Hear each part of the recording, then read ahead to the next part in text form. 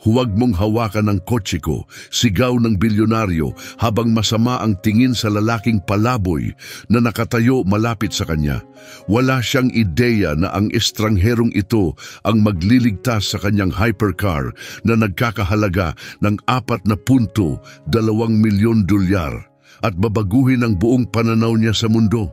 Sa gitna ng industrial na zona, makapal na usok ang lumalabas mula sa makina ng Quantum Apex habang si Ricardo De Santis, isang makapangyarihang pinuno sa larangan ng teknolohiya, ay desperadong tumatawag ng tulong.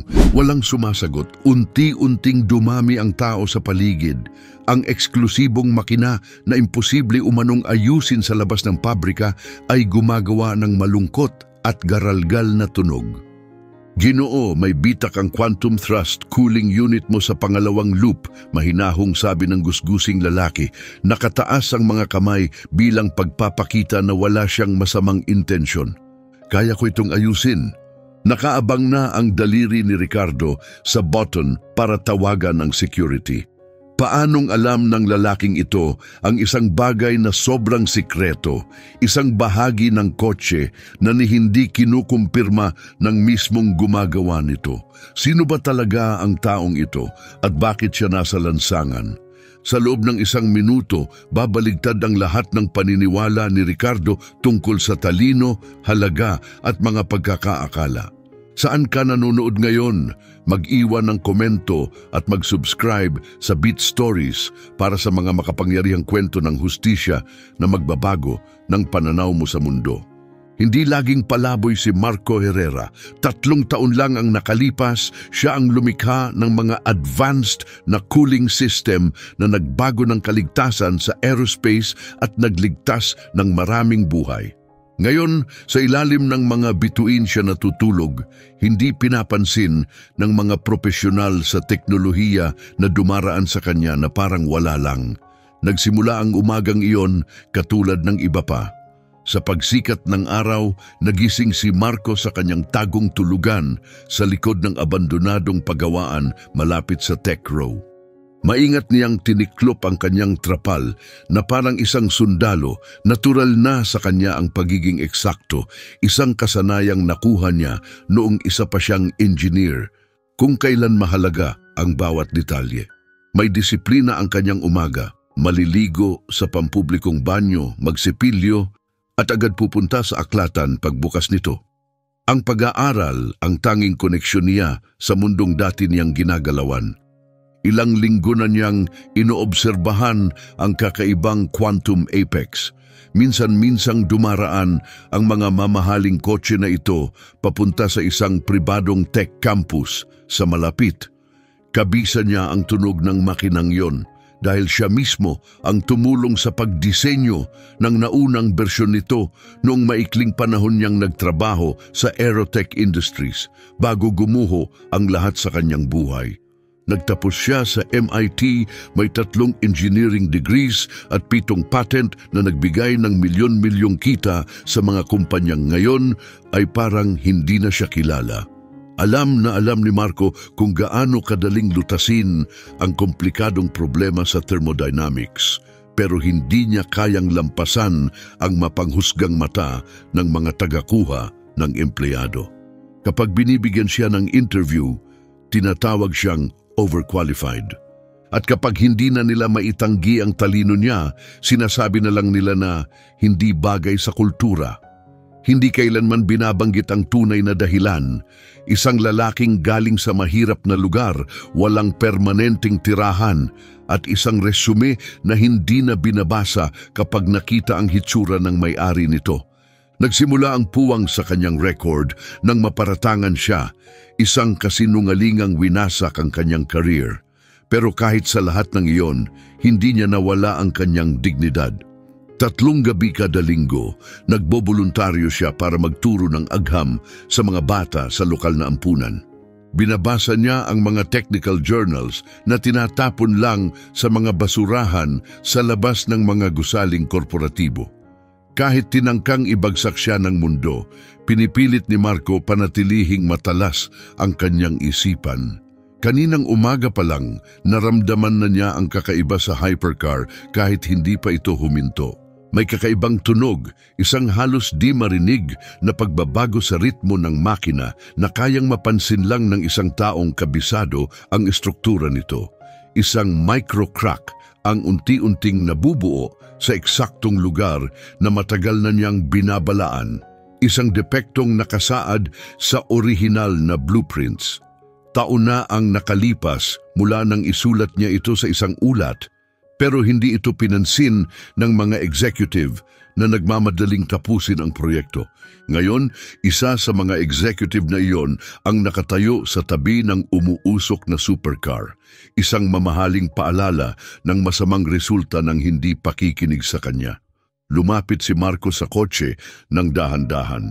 Alam niyang madalas ay tinatanggihan ang tulong ng mga taong hinuhusgahan lang sa panlabas. Ang kanyang gusgusing kasuotan at balbas na magulo ay madalas nagiging dahilan ng pagtawag sa seguridad bago pa man siya marinig. Napansin niyang may pagbabago sa mukha ni Ricardo DeSantis. Hindi pagkilala kundi pag-iingat, marahil takot pa nga. Humigpit ang hawak ng bilyonaryo sa kanyang telepono. Alam ni Marco ang ibig sabihin yon. Paulit-ulit na niyang nakita ang ganong kilos nitong mga nakaraang taon. Pero ang hindi alam ni Ricardo, minsan ay pareho silang nasa iisang profesional na sirkulo. Dapat sana'y magsasalita si Marco sa ilan sa parehong komperensiya kung saan pangunahing panauhin si Ricardo. Halos nag-cruise ang kanilang mga karera hanggang sa gumuho ang buhay ni Marco dahil sa mga maling paratang. Kahit napatunayang wala siyang kasalanan, sira na ang kanyang pangalan. Sa industriya ng teknolohiya, ang paglilinis ng pangalan ay hindi ibig sabihing malinis na ulit ang tingin sa'yo. Mabilis kalimutang inosente ka, pero hindi nakakalimutan ang mga lumang balita. Tinitigan ni Marco ang usok mula sa kotse. Ang kulay, ang kapal, lahat ng ito ay sapat para maintindihan niya kung anong mga parte ang nasisira. Kaya niya itong ayusin gamit ang ilang simpleng gamit at ang malalim na kaalaman na tila ba hindi na isama sa bagong manuals. Alam niyang maaari siyang tanggihan pero humakbang pa rin siya. Maaring ito'y dahil sa kanyang professional pride. Maaring bihira ang pagkakataong maipakita ang kakayahan niya.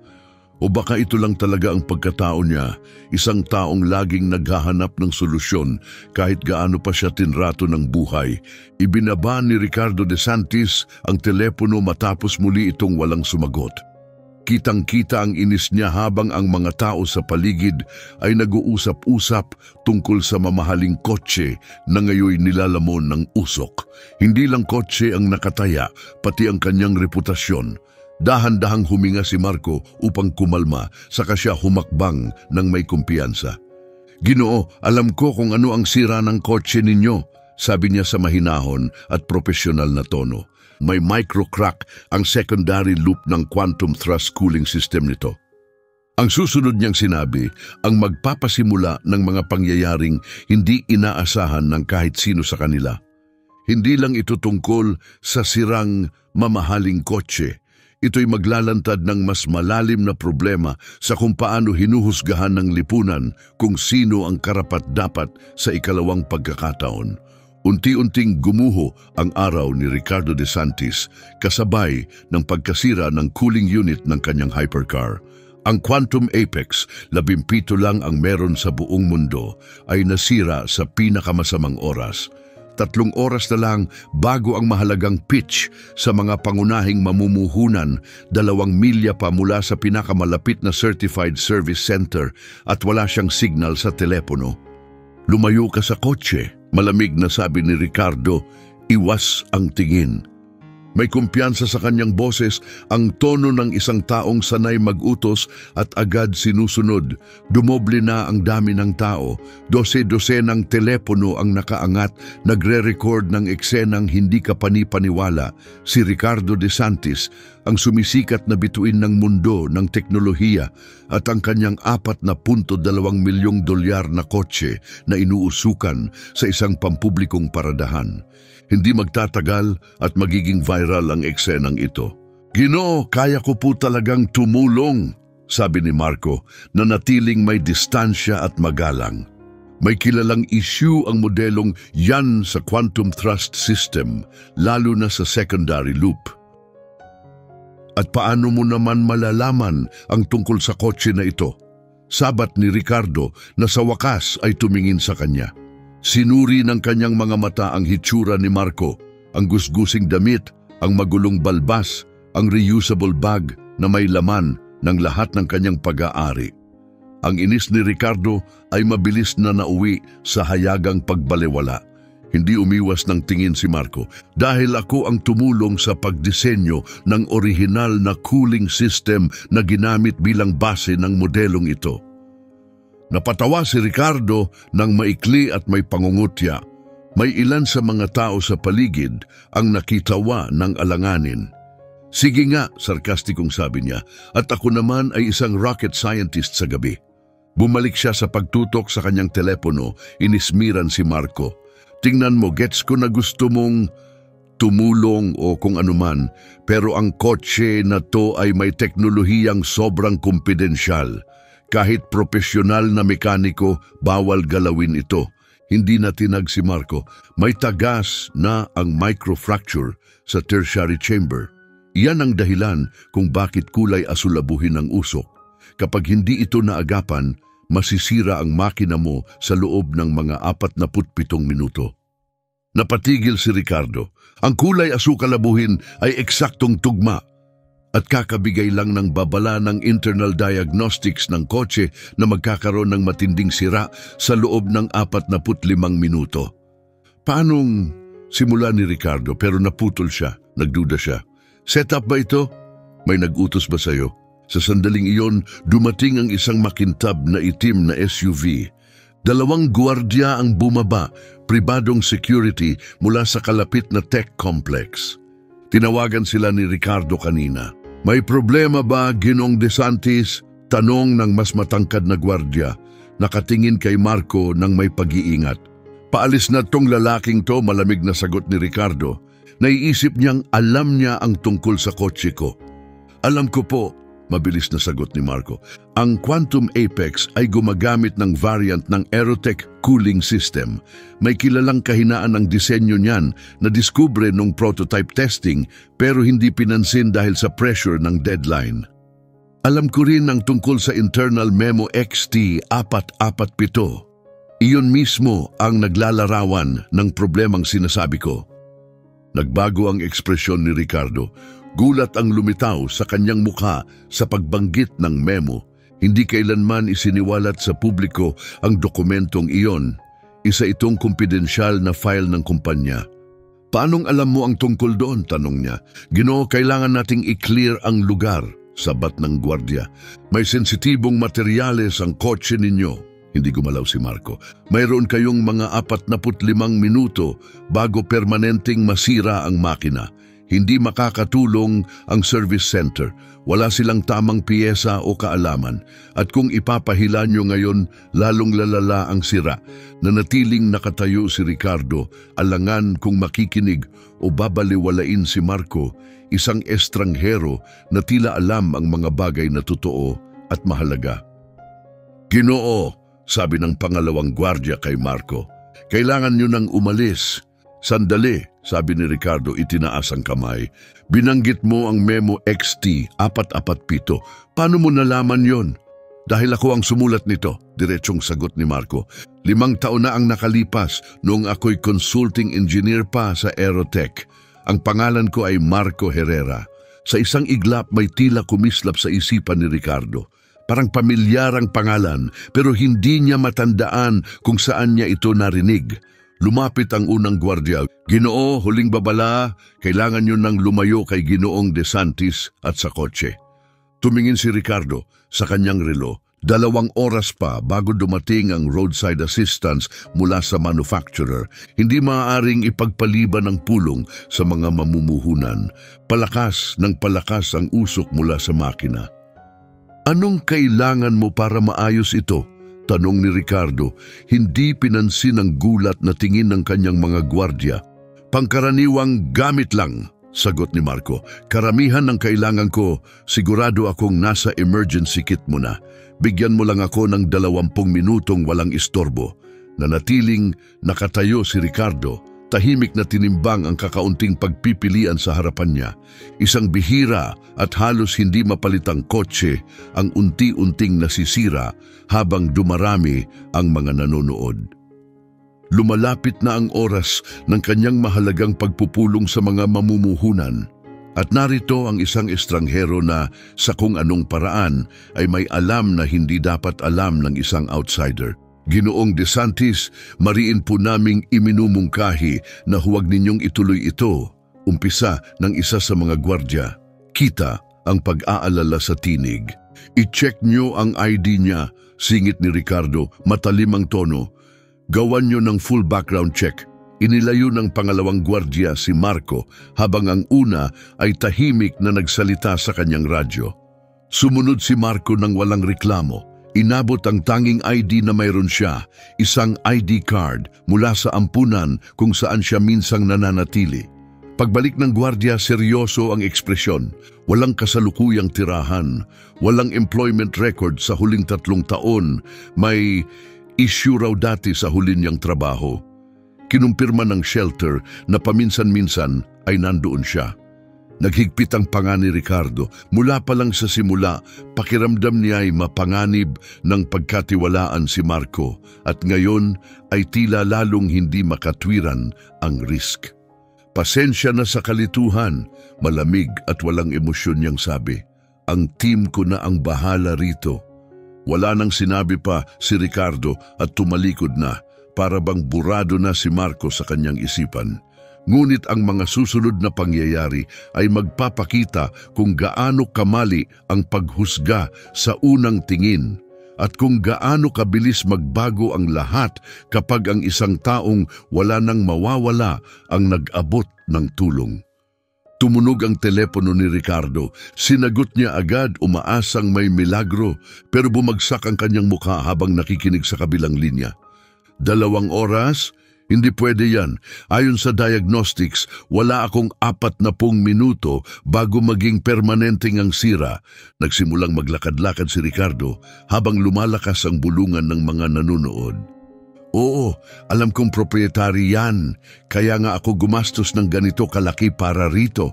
Pero dapat merong mas malapit na pwedeng tumulong. Samantala, tahimik na nakatayo si Marco, pinapanood ang bilyonaryo habang nauubusan ng option. Nasa pagitan pa rin nila ang mga gwardya pero pansin na rin ang bahagyang paglambot ng kanilang postura. Sila man ay nagsisimula ng maunawaan na iba ang sitwasyong ito sa inaakala nila kanina. Tinapos ni Ricardo ang tawag at napabuntong hininga. Walang silbi! Muling tumingin siya sa relo tapos sa usok na patuloy na lumalabas mula sa makina. Habang tumatagal, lalong nasisira ang kotse. Nagkatinginan ang 2 gwardya. Ginoo, maingat na sabi ng mas matangkad. Gusto niyo po bang simulan na naming i-clear ang lugar? Baka po may panganib ng sunog. Walang panganib ng sunog, sabat ni Marco. Mahinahon at sigurado ang tono. Yung usok ay mula sa coolant na nag-vaporize pagtama sa thermal shielding. Hindi sunog ang problema. Diretso siyang tumingin kay Ricardo at dagdag pa, ang dapat niyong ikabahala ay ang micro-damage na nabubuo sa quantum thrust bearings. Kapag bumigay yon, aabutin kayo ng halos 800 at 70,000 dolyar sa pagpapagawa. Sabay-sabay silang napalingon kay Marco, natigilan sa sinabi. Paano mong alam ang eksaktong halaga ng pagpapalit? Tanong ni Ricardo, may halong paghihinala ang tono. Dahil ako ang tumulong mag-compute ng original na production specs, sagot ni Marco ng mahinahon. Yung mga bearings na yan ay gawa sa proprietary alloy na nangangailangan ng espesyal na proseso. 2 pasilidad lang sa buong mundo ang kayang gumawa niyan at umaabot ng 11 linggo ang lead time. Naghigpit muli ang mukha ni Ricardo habang ang pagdududa ay humahalo sa lumalalim na interes. Hindi public info yan, sabi niya. Hindi nga, tugon ni Marco. Hindi yan pampubliko. Lumapit ng kaunti ang mas matangkad na gwardya at bumulong kay Ricardo. Ginoo, pwede po nating tawagin ang pulis kung naiistorbo na kayo ng taong ito. Iwinaksi ni Ricardo ang suhestyon. Nakatuon na ang buong atensyon niya kay Marco. Sinabi mo kanina, ang pangalan mo ay Marco Herrera. Oo, at sinasabi mong nagtrabaho ka sa Aerotech Industries? Hindi lang ako basta nagtrabaho roon, sagot ni Marco, payak pa rin ang tono. Pinamunuan ko ang Thermal Dynamics Division na bumuo ng unang cooling system, ang basehan ng engine ng kotse mo.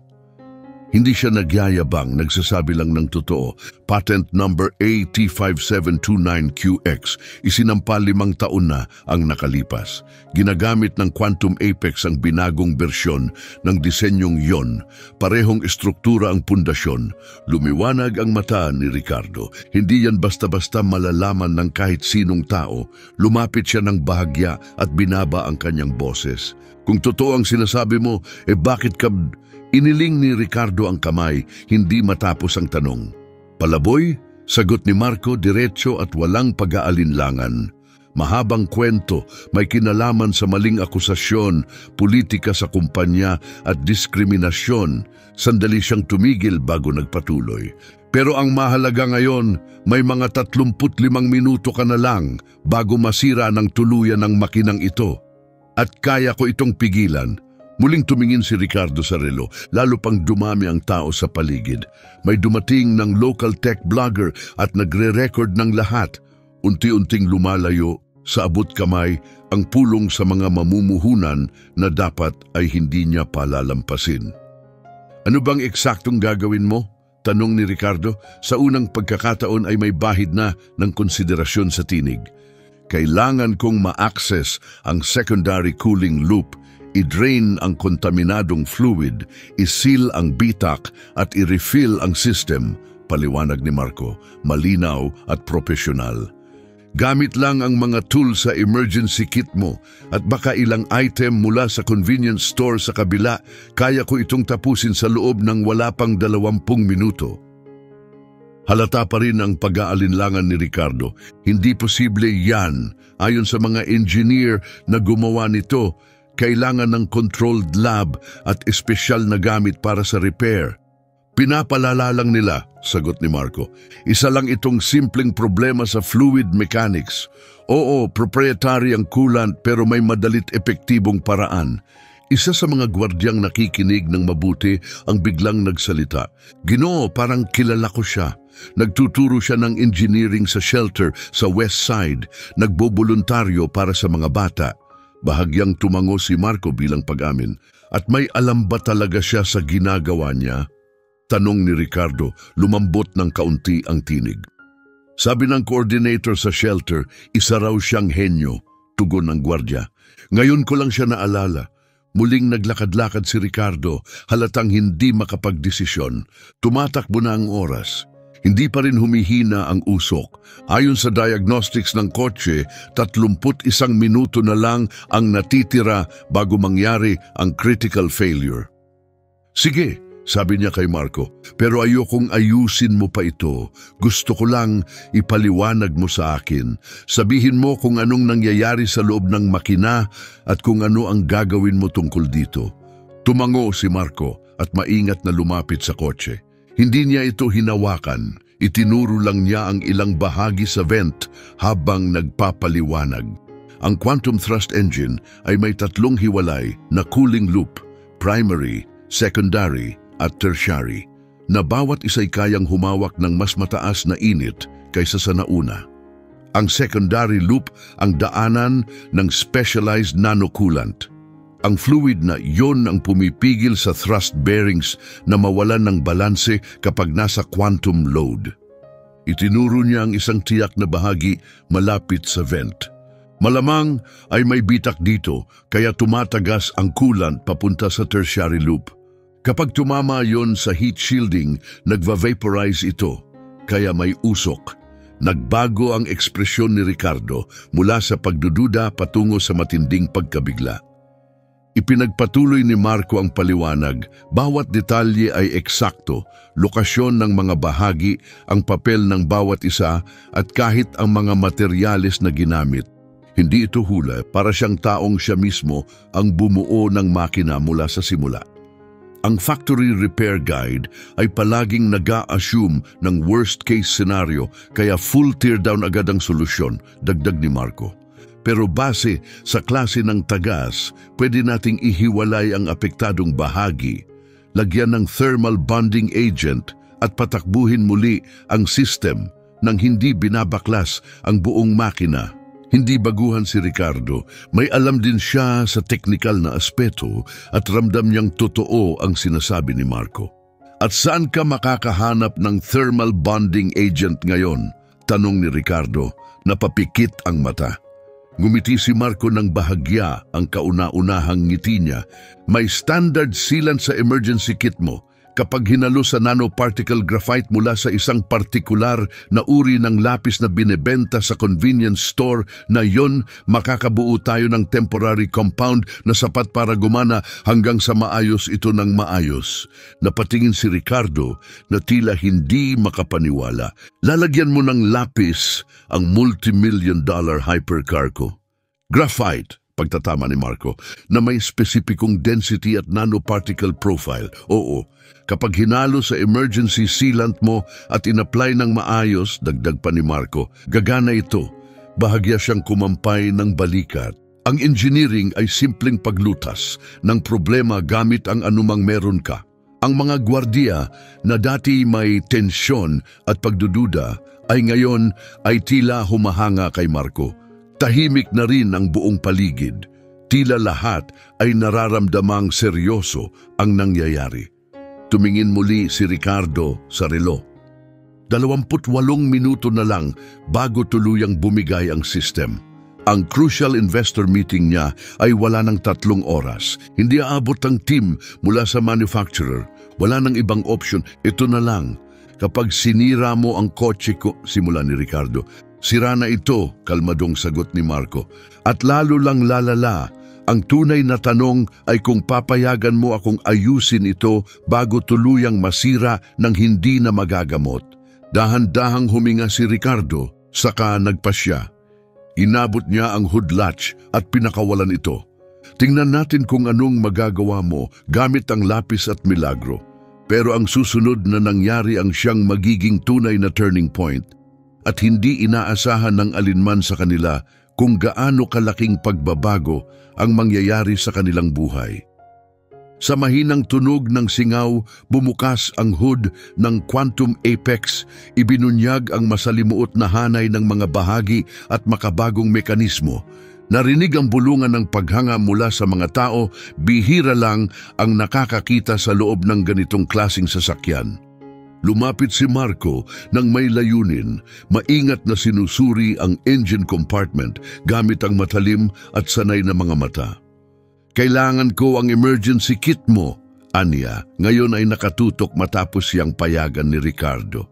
Kinuha ni Ricardo ang isang sleek na carbon fiber case mula sa trunk at iniabot ito ng walang pag-aalinlangan.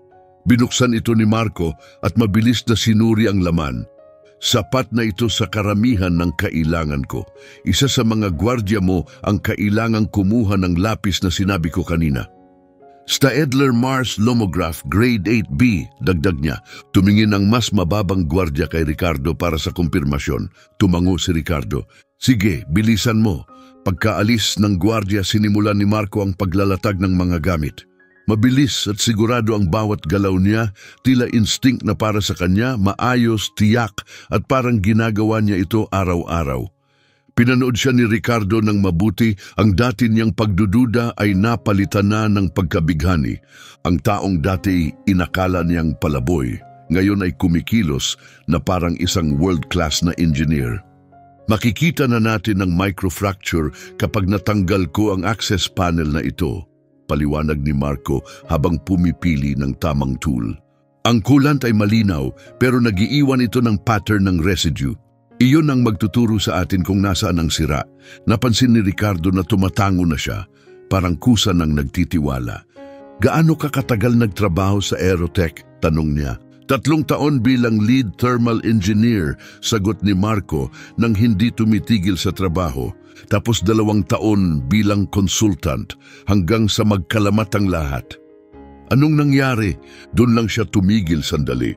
Nagkaroon ng failure sa isang test. Ang team ko ang sinisi. Nagpatuloy siya sa ginagawa.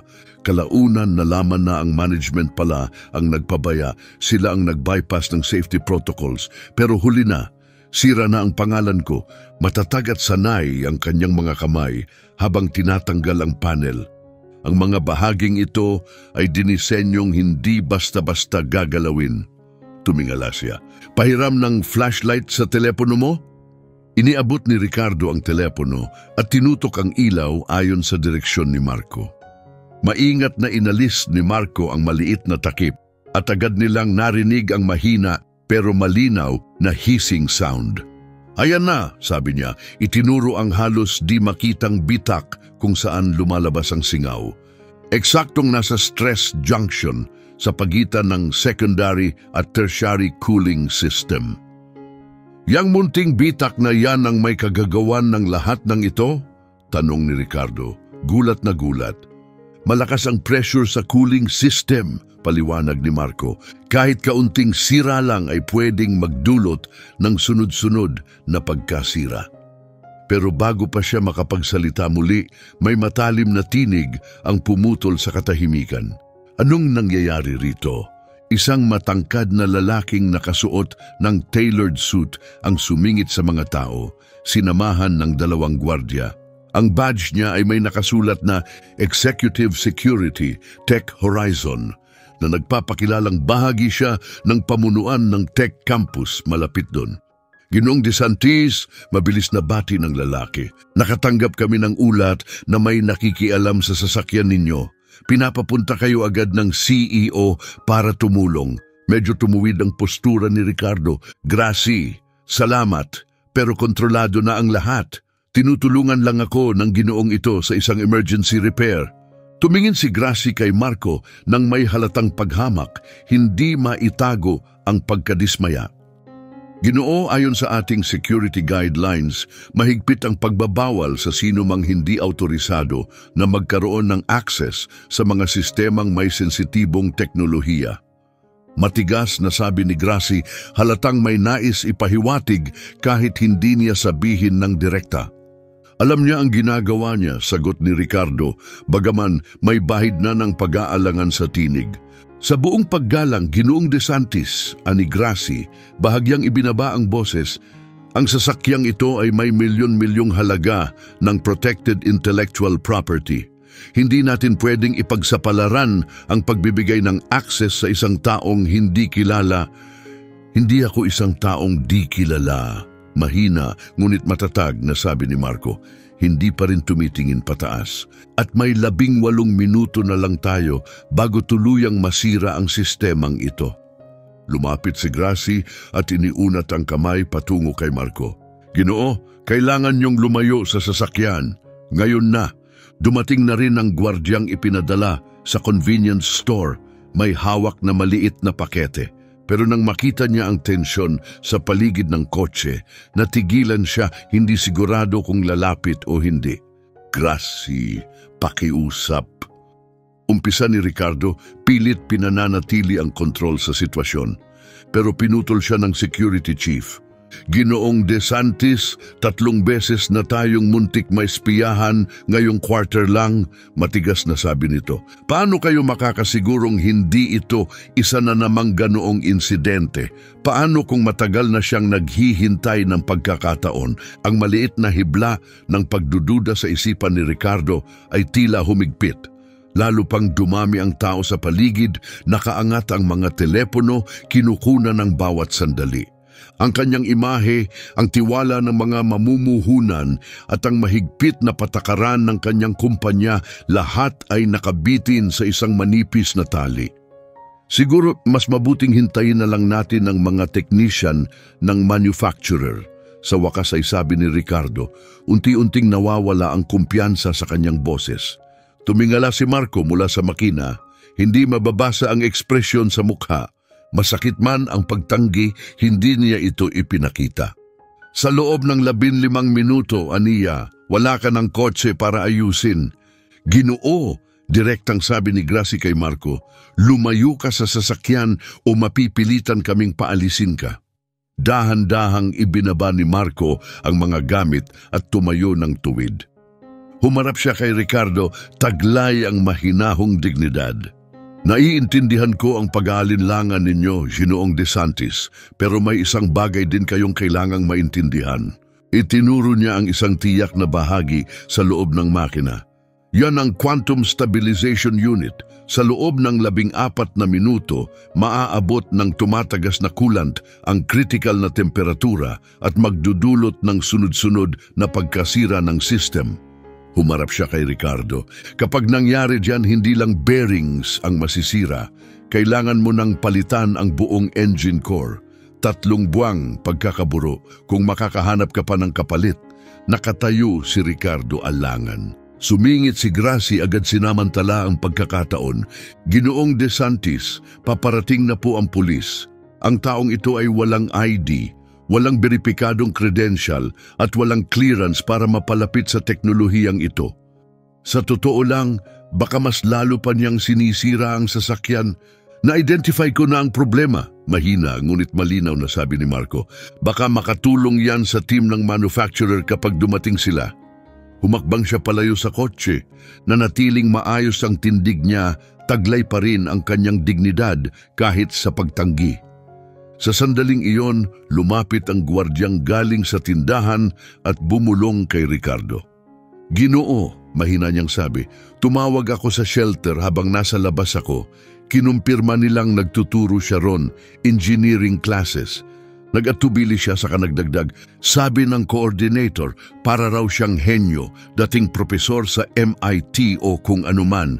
Biglang tumunog ang sistema ng hypercar, babala, 12 minuto na lang bago ang critical failure. Lalong tumindi ang tensyon sa paligid.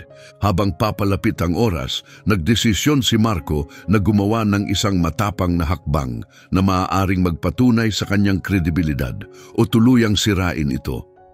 Ginoong DeSantis, matatag niyang sabi, isang tawag lang, kontakin niyo si Dr. Elena Rossi ng Space Tech Industries. Sabihin niyong si Marco Herrera ay narito. Parang tumigil ang oras, nanigas sina Gracie at ang kanyang mga gwardiya. Tumigil sa pagbulong ang mga tao sa paligid. Lahat ay naghihintay sa kung ano ang gagawin ni Ricardo. Napakurap si Ricardo, gulat ang muka. Dr. Elena Rossi, Chief Engineer ng Space Tech? Isang tango lang ang sagot ni Marco. Oo, sabihin niyo sa kanya na narito ako. Siya ang makakapagpatunay sa lahat ng sinabi ko. Hindi na nag-aksaya ng oras si Ricardo. Kinuha niya ang kanyang telepono, agad nag-scroll sa contact list. Ang simpleng katotohanan na mayroon siyang number ni Dr. Rossi ay nagsabi na rin ng marami tungkol sa kanyang estado sa mundo ng teknolohiya. Ito si Ricardo DeSantis, sabi niya nang sumagot ang tawag. Pasensya na sa bigla ang tawag, Dr. Rossi. Medyo kakaiba ang sitwasyon ko ngayon. Tumingin siya kay Marco. May isang tao rito na sinasabing kilala ka raw niya. Sinasabi niyang ang pangalan niya ay Marco Herrera. Agad nagbago ang ekspresyon sa mukha ni Ricardo habang pinakikinggan ang tinig sa kabilang linya. Lumawak ang mga mata niya, tumuwid ang tindig. Nagkatinginan ng security team, halatang hindi sigurado kung ano ang dapat gawin habang lumilipas ang katahimikan, napuputol lang ng mahinang ugong ng makina at paminsang pag-click ng mga kamera sa paligid. Oh, nandito siya, sa wakas ay sabi ni Ricardo. Pwede ko ba kayong ilagay sa speaker? Pinindot niya ang screen at itinaas ang telepono sa pagitan nila ni Marco. Marco Herrera?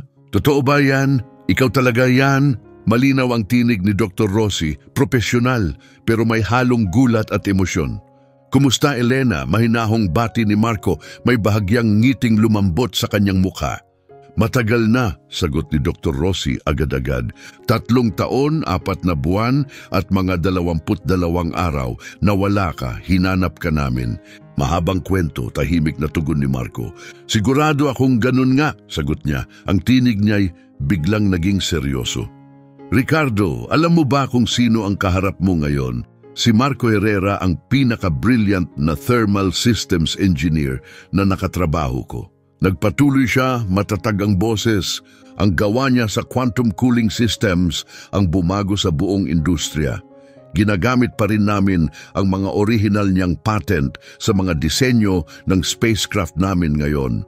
Napatingin si Ricardo, gulat na gulat. Sabi niya kaya raw niyang ayusin ang quantum apex ko. May microfracture daw sa secondary cooling loop. Kung sinabi ni Marco na iyon ang problema, sagot ni Dr. Rossi nang walang pag-aatubili, iyon yon. At kung sinabi niyang kaya niyang ayusin, magtiwala ka, kaya niya talaga. Nag-license ang Aerotech ng ilan sa mga patent niya para sa automotive branch nila pagkatapos niyang umalis. Ang system ng kotse mo malamang ay base sa mga disenyo niyang iyon. Napakamot sa batok si Gracie, halatang nabawasan ang kumpiyansa. Ang gwardyang bumalik mula sa tindahan ay tumayo na ngayon sa tabi ni Marco. Ang dating pagdududa ay napalitan na ng malinaw na respeto. Hindi siya nagsalita, hindi na kailangan. Ang totoo kasi, Dr. Rossi, simula ni Ricardo mababa ang tinig, tila hirap sabihin ng maayos ang iniisip niya. Mukha akong palaboy? Mahinahong tugon ni Marco, tinapos ang katahimikan ng walang hiya. 3 taon na akong nasa lansangan, Elena. Tumahimik ang kabilang linya, halatang gulat ang sagot. Iyan ay hindi maaaring totoo, sa wakas ay sabi ni Dr. Rossi. Matapos ang nangyari sa Aerotech, halos lahat ng pangunahing kumpanya sa industriya ay nagbigay sa iyo ng alok. Ako mismo nagpadala sa iyo. Tulad ng sabi ko, mahina ang tinig ni Marco, mahabang kwento. Pero sa sandaling ito, ang kotse ni Ginong DeSantis ay may wala ng 9 na minuto bago mangyari ang matinding pagkasira. Kung susuportahan mo ako, baka payagan niya akong tapusin ang pagkukumpuni. Parang ayon sa script, naglabas ng panibagong alerto ang diagnostic system ng kotse. Babala, 9 na minuto na lang bago ang critical system failure. Ricardo, biglang seryoso ang boses ni Dr. Rossi, malamig sa urgency. Hayaan mong ayusin ni Marco ang kotse mo. Hindi lang niya ito kaya. Malamang siya ang pinakakwalipikadong tao sa buong mundo para sa problemang yan. Pinagkakatiwalaan ko siya sa spacecraft systems na bilyon-bilyon ang halaga. Pagkatiwalaan mo siya sa kotse mo. Lumingon si Ricardo kay Marco at sa wakas ay nakita niya hindi na ang isang lalaking walang tirahan, kundi ang isang henyo na pinilit mabuhay sa isang mundong hindi siya pinakinggan. Hindi ko maintindihan, Anya. Kung ikaw talaga ang eksperto na sinasabi niyang ikaw, paano humantong sa ganito ang lahat? Humarap si Marco, kalmado at diretso ang tingin. Maling akusasyon, pag-aakalang base sa kulay ng balat ko. Isang sistemang mabilis humusga, pero mabagal magpatawad. Kapag nawala ang tirahan mo, ang telepono mo, ang mga record mo, swerte ka na kung may pinto pang magbubukas muli para sa'yo. Pero pwede nating pag-usapan ang mga sirang sistema mamaya. Sa ngayon, kailangan muna nating iligtas ang kotse mo. Bahagyang tumango si Ricardo, may respeto. Gracie, umatras ka na, utos niya. Pagharap niya muli sa telepono, Dr. Rossi, salamat sa kumpirmasyon ng lahat. Sandali, mabilis na sabi ni Elena. Marco, kapag natapos ito, tumawag ka sa akin. Totoo yan, may nakalaan pa ring lugar para sa'yo. Yu pa rin yon. Pag-iisipan ko, sagot ni Marco, may bahid ng ngiti. Paalam, Elena. Tinapos ni Ricardo ang tawag at hinarap si Marco. May utang akong paumanhin sa'yo. Ang kailangan ko lang, sagot ni Marco habang bumabalik sa kotse, ay ang tsansang tapusin ang sinimulan ko. At yung mga lapis, agad iniabot ng gwardya ang pakete. Maingat itong binuksan ni Marco at pumili ng isang lapis gamit ang mata ng isang taong alam ang eksaktong hinahanap. Ito ang tamang isa, sabi niya. Pagbalik niya sa trabaho, muli na namang nagbago ang atmosfera sa paligid ng kotse. Ang mga bulungan ng mga tao ay nawala, napalitan ng katahimikan ng paghanga.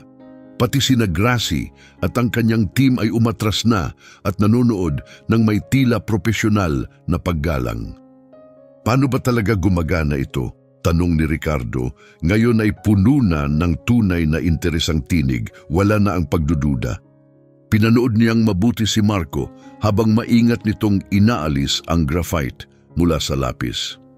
Ang sealant sa emergency kit mo ay para sa basic, pansamantalang patch sa main cooling system, paliwanag ni Marco, habang maayos at tiyak ang bawat galaw ng kamay.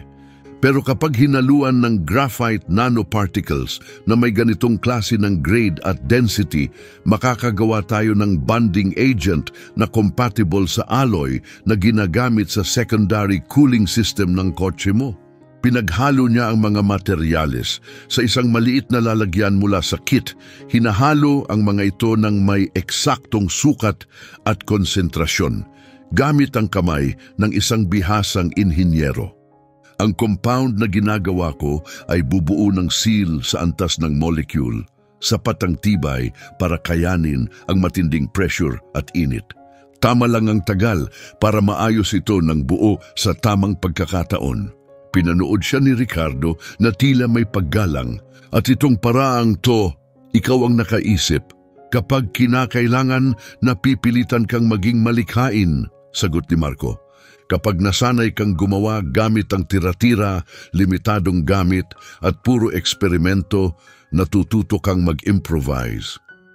Tumunog muli ang babala ng sasakyan. Babala, 6 na minuto na lang bago ang critical system failure. Tumingala si Marco. Kailangan ko ng total focus para sa susunod na bahagi. Walang puwang para sa pagkakamali.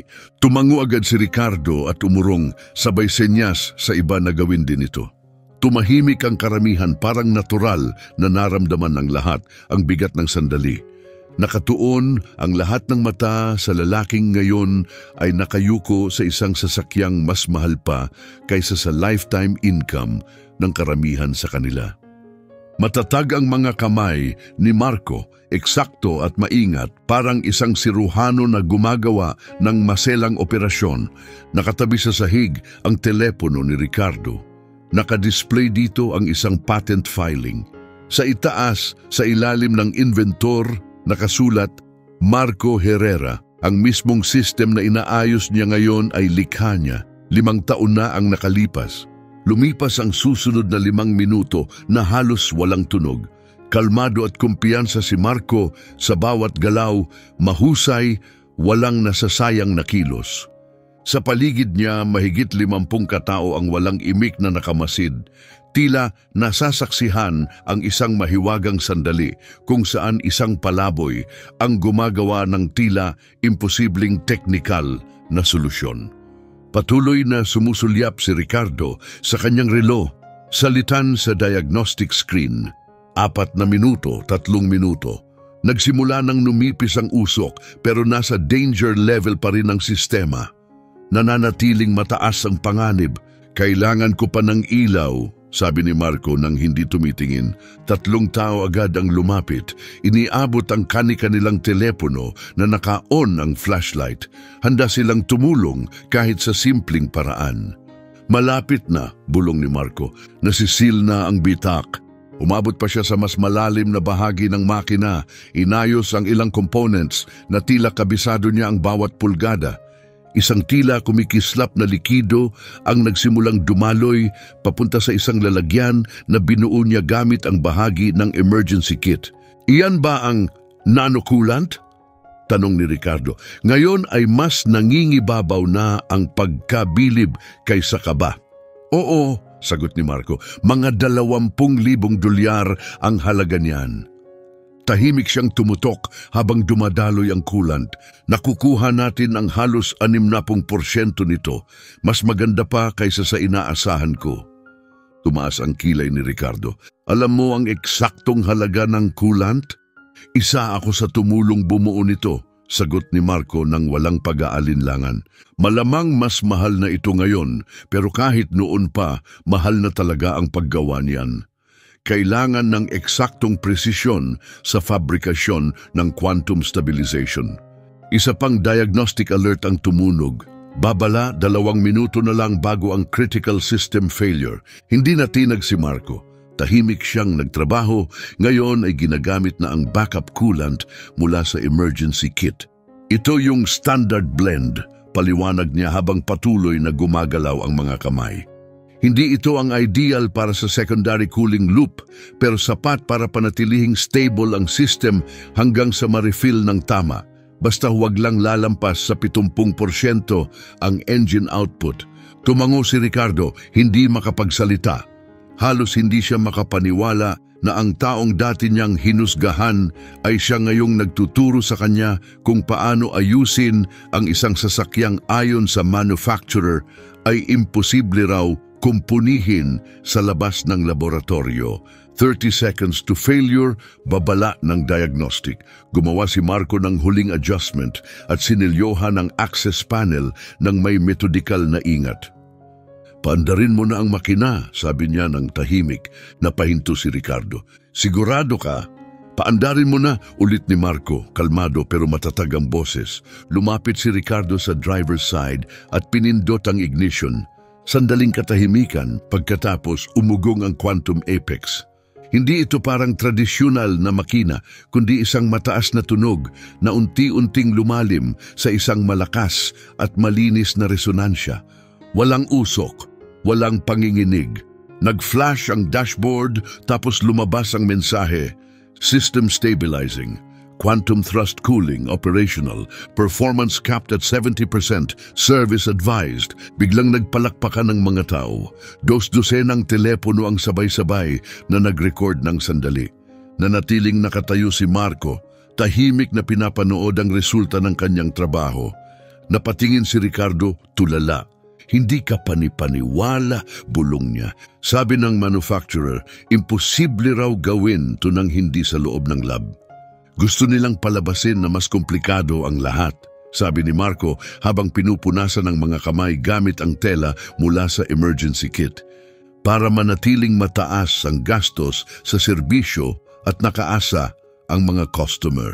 Pero kapag tunay mong naiintindihan ang sistema, hindi naman ganun kahirap. Tiningnan siya ni Ricardo ng may bagong respeto. Gaano katagal ito tatagal? Sa normal na gamit, sagot ni Marco, tatagal ang sealant ng mga 3 linggo. Sapat na panahon para ipasuri ito ng propesyonal. Tandaan lang, huwag lampas sa 70% ang output. Tumango si Ricardo, saka iniabot ang kamay. Salamat, seryoso ako. Nakipagkamay si Marco, kalmado ang ekspresyon. Walang anuman. Doon na sana matatapos ang lahat, isang saglit na pagtagpo ng 2 lalaking mula sa magkaibang mundo. Pero hindi pa kontento si Ricardo. Gusto kong maintindihan pa, sabi niya. Hindi lang kung paano mo inayos to, kundi ang buong kwento mo. Pwede ba tayong magpatuloy ng usapan sa mas komportabling lugar? Salamat sa alok, tugon ni Marco. Halatang pinag-iisipan ito. Pero sa tingin ko, pakiusap, sabat ni Ricardo. Kahit man lang hayaan mo akong bayaran ka ng maayos para sa pagkakaayos mo sa kotse ko. At kung tapat ako, matapos ang sinabi ni Dr. Rossi, ang dami kong tanong. Maingat na lumapit si Gracie, ang head of security. Ginoong DeSantis, magsisimula ang investor meeting ninyo sa loob ng 70 minuto. Kung hindi tayo aalis agad? Nag-alinlangan si Ricardo pero bigla siyang nagkaroon ng ideya. Sumama ka sa akin, sabi niya kay Marco.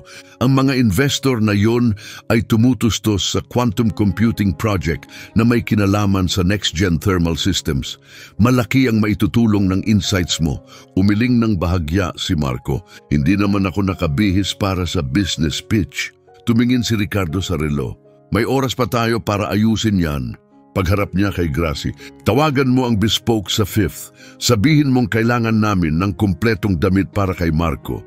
Tailored, professional, handa sa loob ng 30 minuto. Napakurap si Gracie, gulat pero tumango at umalis para tawagan ang tindahan. Tumaas ang kilay ni Marco. Hindi na kailangan yan. Isama mo na lang sa utang ko sa'yo, sagot ni Ricardo. At kung tutuusin, gusto kong makita ang reaksyon nila kapag sinabi kong ikaw ang nag-ayos ng imposibleng sira. Sa unang pagkakataon, lumitaw ang isang tunay na ngiti sa mukha ni Marco.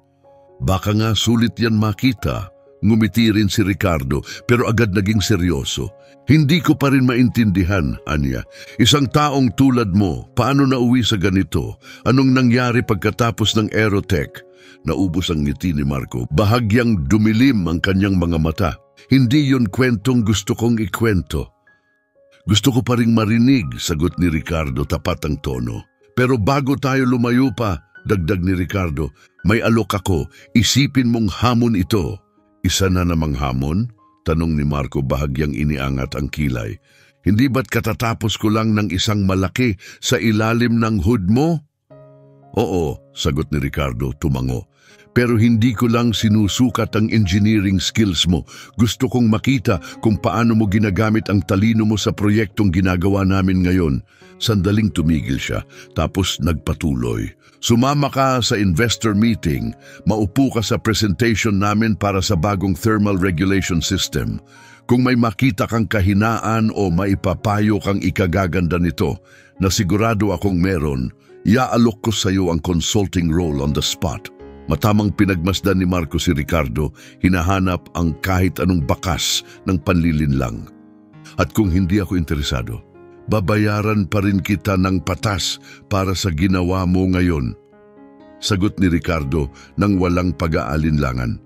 Pero pakiramdam ko, gugustuhin mong malaman ang ginagawa namin. Ang sumunod na nangyari ay hindi inaasahan ni Numan.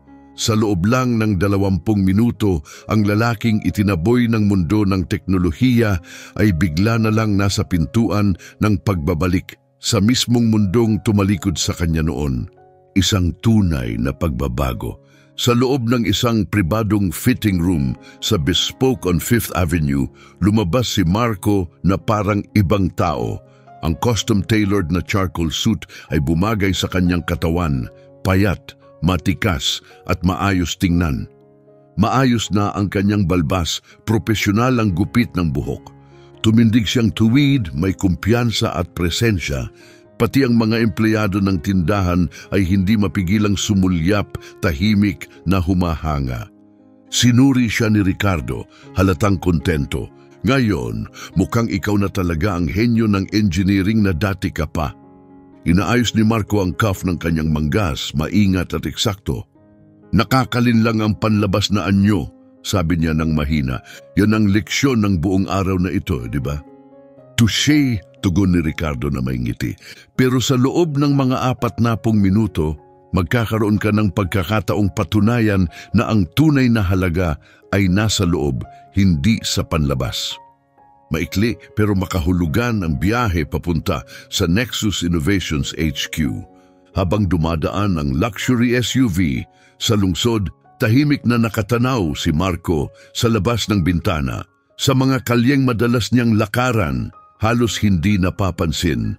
Ngayon, ang parehong mga guwardiya na dati tumingin sa kanya ng may pagdududa ay tahimik na nakaupo sa tabi niya, may bagong paggalang sa kilos. Pinahanap ko ng kaunti ang background mo, sabi ni Ricardo habang nag-scroll sa tablet. MIT, top of your class, 3 patent bago graduate, lead thermal systems engineer sa Space Tech sa edad na 26, consultant ng Aerotech sa 29, tumingala siya, tapos biglang nawala ka, walang balita. Hindi agad sumagot si Marco, nagpatuloy si Ricardo. Yung insidente sa Aerotech, sabi mong ikaw ang napagbintangan. Nakahanap kami ng records tungkol sa prototype na pumalpak. Malaking pagkalugi. Ikaw raw ang sinisi sa simula. Ako ang madaling target. Mahina ngunit malinaw ang sagot ni Marco. Kalaunan, nalaman na ang upper management ang lumabag sa safety protocols para mapabilis ang launch. Pero huli na, sira na ang pangalan ko. Pero kahit ganon, sabi ni Ricardo, siguradong may ibang kumpanyang gustong kumuha sa'yo. Si Dr. Rossi nga, sabik kang makuha. Napangiti si Marco, may bahid ng pait. Kapag milyon ang nalugi, mas naaalala ng tao ang headline kaysa sa pag-uurong ng kaso. At kapag may kumalat na bulong, mahirap katrabaho, hindi marunong makisama, mas mabilis kumapit ang label kapag isa kang itim sa isang boardroom na puti ang karamihan.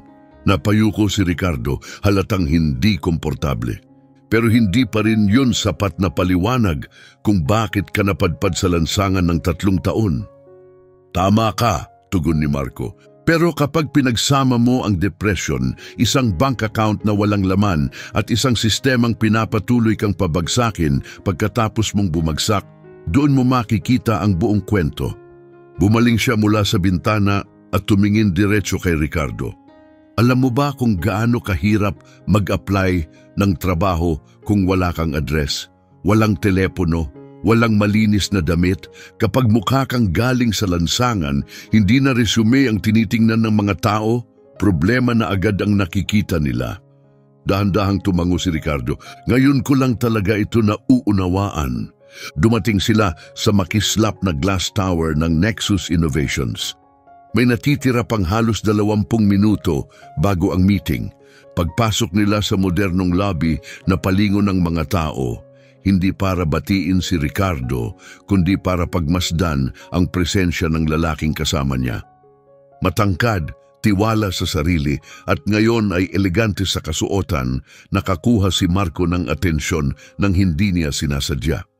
Marco, ito si Serena Venturi, ang aming CTO. Pakilala ni Ricardo habang papalapit ang isang babaeng nasa edad 50, matatag at profesional. Serena, siya si Marco Herrera. Biglang lumiwanag ang mga mata ni Serena. Si Marco Herrera mula sa Space Tech. Tumango si Marco ng magalang. Pakiramdam ko parang ibang buhay na yon. Isa kang alamat, sabi ni Serena, tunay ang paghanga. Ang ginawa mo sa Quantum Heat Transfer Systems ang bumago sa lahat. Base sa pundasyon mo, ang bagong platform naming ginagawa ngayon. Kaya siya nandito, paliwanag ni Ricardo. Kakagawa lang ni Marco ng emergency repair sa Quantum Apex ko. Naayos ang fracture sa secondary cooling loop. Isang sira na sabi ng manufacturer ay imposibleng ma-repair sa field. Tumaas ang kilay ni Serena. Naayos mo yon? Sa labas ng lab? Anong gamit mo? Tanong niya halatang gulat. Emergency grade sealant at lapis, grade 8B. Sagot ni Marco, kalmado. Napakurap si Serena, tapos sa gulat ng lahat, napatawa siya ng masaya. Hindi ka panipaniwala, ani Serena. Lumaki ang mga mata. Ang graphite nanoparticles ay perfect na babagay sa polymer base ng emergency sealant, molecular compatibility. Siyempre, umiling siya tila namamangha. Bakit hindi namin yun naisip? Madaling mapalampas ang mga simpleng solusyon kapag lubog ka na sa komplikado. Sagot ni Marco, may banayad ng ngiti. Minsan, kailangan mo lang ng bagong anggulo. Tumingin si Ricardo sa kanyang relo. Narito na ang mga investor. Tara na! Pagpasok nila sa sleek na conference room, agad huminto ang mga bulong-bulungan.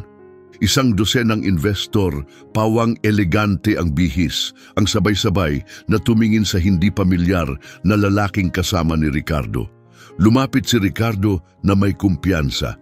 Mga Ginoo at Ginang, bago tayo magsimula, nais ko kayong ipakilala sa isang espesyal na panauhin. Ito si Marco Herrera, ang orihinal na inventor ng Quantum Thrust Cooling System na nagrevolusyon sa aerospace 5 taon na ang nakalipas at ang taong kakagaling lang magligtas sa kotse ko na sinabing imposibleng ayusin gamit lang ang lapis at talino.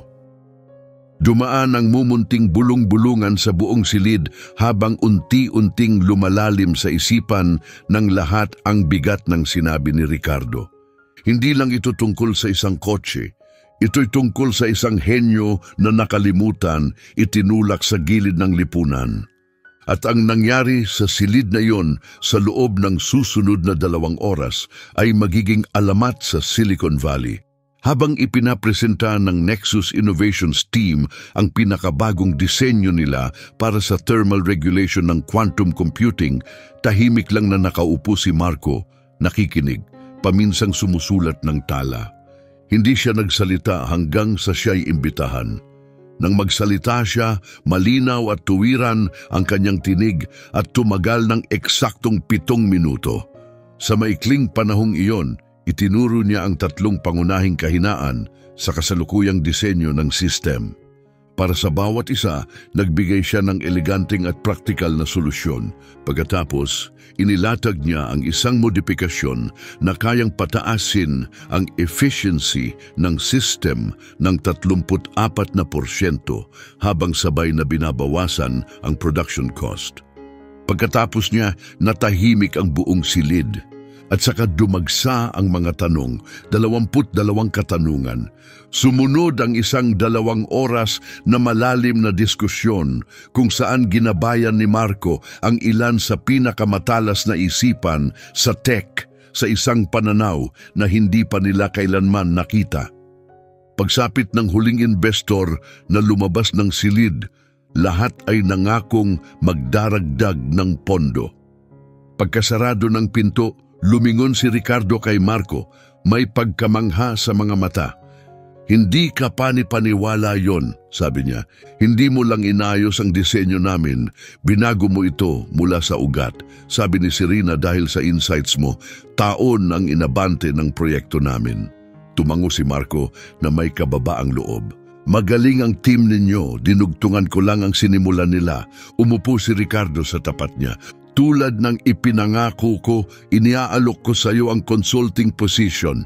Sabihin mo lang ang gusto mong bayad. Nagpaalam si Marco saglit bago sumagot. Salamat, anya ng dahan-dahan. Pero sa tingin ko, hindi consulting ang kailangan ko ngayon. Kung ganon, full-time role. Gawin kitang direktor ng engineering. Malaya kang lumikha, may sarili kang team. Hindi ito tungkol sa posisyon, sagot ni Marco, seryoso ang tono. May mas malaki akong layunin. Yumuko siya ng kaunti, tumingin diretso kay Ricardo.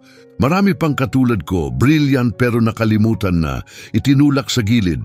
Sa shelter kung saan ako nagtuturo, may mga dating researcher, engineer, programmer, mga taong minsang nasa cutting edge ng teknolohiya pero ngayon hindi na pinapansin dahil sa malas, diskriminasyon o red tape.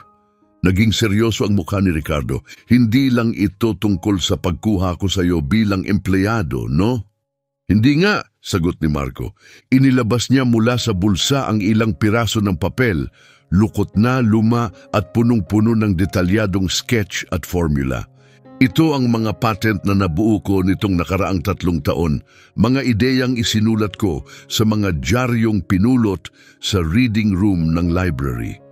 Karamihan dito, sinusolusyonan ang mga problemang hindi pa kinikilala ng industriya mo. Maingat na tiningnan ni Ricardo ang mga guhit.